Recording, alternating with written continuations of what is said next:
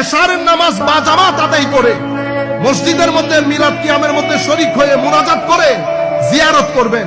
স্থানীয়ভাবে যারা বড় আল্লাহর ওলি আছে তাদের সাথে যাবেন, তাদের কাছে যাবেন। ছেলে কুলে বাচ্চাদেরকে নিয়ে যাবেন মাজারে পাকের মধ্যে। কোনো বেদাত টেদাত নাই, কোনো বেদাত টেদাত নাই। খবরদার রাতে ঘুমাইছেন, রাতে ঘুমাবেন না। দিনের বেলায় ভালো করে ঘুমিয়ে নেবেন। রাতে অন্তত একটা রাত জেগে ইবাদত কেমনে করে আল্লাহর ওলিরা সেটা টেস্ট গ্রহণ করেন। তাহাজ্জুদটা ভালো করে পড়েন। 1টা থেকে 3টার প্যাকেজ বানাবেন। 1টা থেকে আমি তাহাজ্জুদ শুরু করব।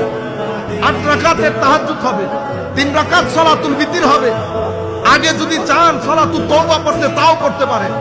এরপরে সালাতুশ শুকর আদায় করেন।